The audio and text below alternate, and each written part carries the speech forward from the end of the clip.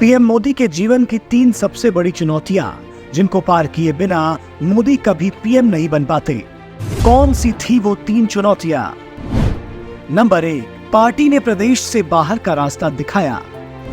90 के दशक में नरेंद्र मोदी ने जिस गुजरात में बीजेपी को मजबूत किया, बूथ स्तर तक काम करके पार्टी खड़ी की।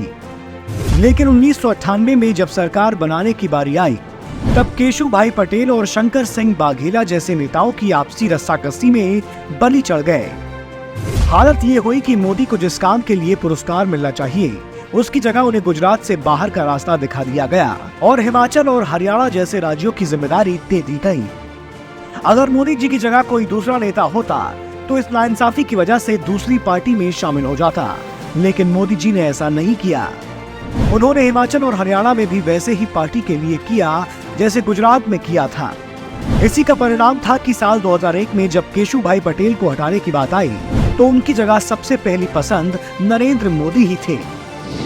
सीएम बनते ही मुसीबतों का पहाड़ टूटा। नरेंद्र मोदी जैसे ही सीएम बने, साल 2001 में गुजरात को भारी भूकंप ने अपने आगोश में ले लिया। भूकंप ने गुजरात में ऐसे तबाही मचाई कि पूरे देश ने गुजरात को लगभग खत्म मान लिया था।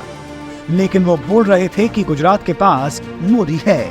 मोदी ने अपनी सूझबूझ से भूकंप के प्रकोप से निकलने के लिए ऐसी योजना बनाई कि आज भी उसकी मिसाल दी जाती है। भूकंप से बाहर निकले तो अगले ही साल 2002 में गुजरात दंगों की आग में जल गया, जिसे भड़काने के पीछे भी कहीं न कहीं कथित रूप से कांग्रेसी थे। गुजरात दंगे के बहाने दशकों तक मोदी के राजनीतिक रथ को रोकने की कोशिश की गई।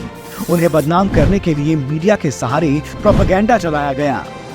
यहाँ तक कि यूपीए की सरकार के दौरान 9-9 घंटे बिठाकर उनसे पूछताछ की गई। ये पहली बार था जब भारत के इतिहास में एक सत्ता में बैठे सीएम के साथ ऐसे पूछताछ की जा रही थी। लेकिन कहते हैं ना, काल भी उसका क्या करे जो भक्त हो महाकाल का। मोदी जी इन सब साजिशों से लड़कर भी बाहर निकल आए। लेकिन सबसे महत्वपूर्ण बात ये थी, इतनी साजिशों के बाद भी मोदी ने गुजरात का विकास नहीं रुकने दिया। जिस समय कोई सोलर पैनल की बात नहीं कर रहा था, वो गुजरात में सोलर पैनल लगवा रहे थे। जिस समय लोग धड़ल्ले से पानी बहा रहे थे, उस समय भविष्य सोचकर मोदी गुजरात में पानी बचाने के लिए डैम बनवा रहे थे। जिस समय कोई इलेक्ट्रिसिटी की बात तक नहीं कर रहा था, उस समय मोदी घर घर तार बिछवा रहे थे। टाटा जैसी कंपनियों के जरिए गुजरात में निवेश की बौछार ला रहे थे, जिस वजह से देखते ही देखते गुजरात पूरे भारत के लिए एक विकास मॉडल राज्य बन गया। अपने इन्हीं कामों की वजह से पार्टी में अंदरूनी विरोध के बावजूद पीएम पद के उम्मीदवार बन गए। उम्मीदवार तो बन गए, पीएम बनते उससे पहले ही तत्कालीन पीएम मनमोहन सिंह ने उनके खिलाफ बयानबाजी शुरू कर दी, जो अक्सर मौन रहा करते थे। That it would be disastrous for the country to have Narendra Modi as the Prime Minister. PM बनते ही विरोध शुरू।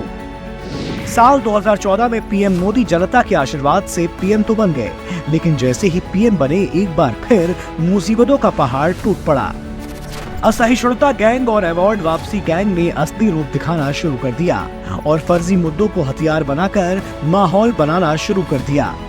लेकिन उसके बावजूद मोदी जी इन सब चुनौतियों से पार पाते हुए आज इस मुकाम पर पहुंच गए हैं कि देश में 272 प्लस सीटों की बात ही नहीं हो रही, जो जादुई नंबर है सरकार बनाने का।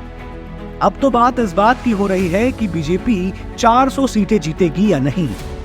आपको क्या लगता है, मोदी जी का 400 पार सीटों वाला सपना पूरा होगा? पूरा देश कह रहा है अब की बार